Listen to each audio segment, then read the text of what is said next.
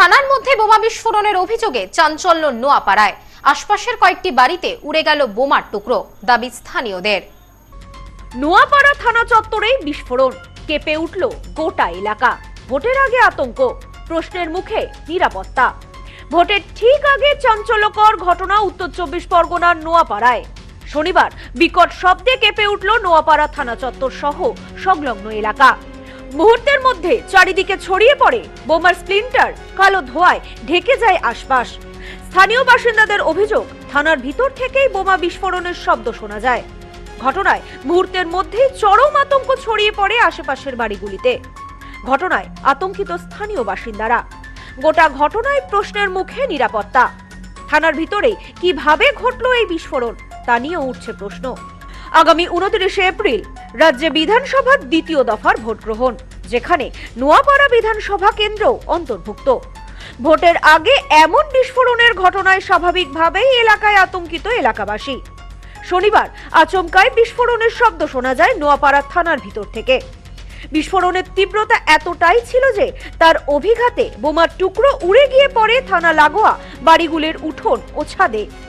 বিস্ফোরণের পর মুহূর্তে ঘন কালো ধোঁয়ায় ঢেকে যায় গোটা এলাকা।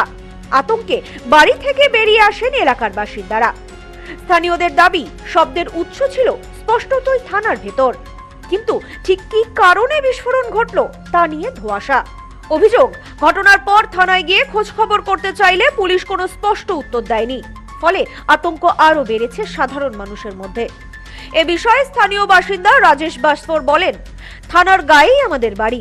হঠাৎ বিকট শব্দে ঘর কেঁপে ওঠে। পরে দেখি উঠোনে আর ছাদে বোমার টুকরো পড়ে আছে। থানার ভেতরেই যদি এমন ঘটনা ঘটে তাহলে আমরা নিরাপদ কোথায়? দেখার পর আমি থানায় গেলাম, 12টা অবধি দাঁড়িয়েছিলাম। অফিসাররা কোনো অ্যাকশন নেয়নি, কোনো কিছু করেননি। বলছেন বড়বাবু ব্যস্ত আছেন, দাঁড়ান আপনি। 1 ঘন্টা দাঁড়িয়েছিলাম, দাঁড়িয়ে দাঁড়িয়ে চলে আসলাম। কি করবো, আবার আমাকে 2টোর সময় ডিউটি যেতে হবে। বড় ঘটনা ঘটতে আর সরকারি জায়গায় বোমা পড়ছে, একটা বাচ্চা রয়েছে। হ্যাঁ, এবার বাচ্চারা আছে, এবার কি বলবো আমরা বলুন। এবার ঘর আছে, যদি আমার ঘর পাঁচিল ভেঙে যেত, যদি কোনো অঘটন হয়ে যেত তখন কি হতো? হ্যাঁ, এটা তো খুব খারাপ না। আমরা তো আপনাদের থানা, আপনাদের তো আর বোঝা উচিত যে আমরা থানা একদম সাটিয়ে আছে আমাদের ঘর। যদি থানার পিছনে আমরা থেকে যদি আমরা নিজেকে সেফ যদি না পাই, তাহলে কোথায় থেকে লোকে সেফ পাবে বলুন? থানার ভেতরে বিস্ফোরণের ঘটনার নিরাপত্তা ব্যবস্থাকে ঘিরে বড় প্রশ্ন তুলে দিল। কিভাবে থানার মতো সুরক্ষিত জায়গায় বিস্ফোরক এলো? এটা কি নিছকই দুর্ঘটনা নাকি অন্য কোনো কারণ? পুলিশের তরফে অবশ্য কোনো স্পষ্ট প্রতিক্রিয়া মেলেনি। বলা বাহুল্য, ভোটের মুখে এই বিস্ফোরণ যে প্রশাসনের কাছে বড় চ্যালেঞ্জ হয়ে উঠেছে। এখন দেখার, রহস্যের জট কত দ্রুত কাটাতে পারে পুলিশ এবং কতটা আশ্বাস ফিরিয়ে আনতে পারে আতঙ্কিত নোয়াপাড়ায়। Bureau report, news no man's land, Noapara.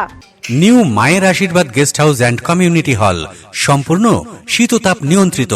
পাবেন অত্যাধুনিক এবং আন্তরিক পরিষেবা, যেখানে রয়েছে একসাথে 250 জনের অনুষ্ঠানের জায়গা, প্রশস্ত এরিয়া, 3টি রাস্তা সহ পার্কিং এর সুব্যবস্থা, অতিথিদের থাকবার জন্য পৃথক ঘরের ব্যবস্থা। বিয়ে সহ যে কোনো অনুষ্ঠানের বুকিং শুরু হয়ে গেছে। এখন বুকিং এর উপর রয়েছে 5% ডিসকাউন্ট। নিউ মায়ের আশীর্বাদ guest house and community hall, বাটামোড়, town মার্কেটের পিছনে। ফোন 9932389693 এবং 9153032873।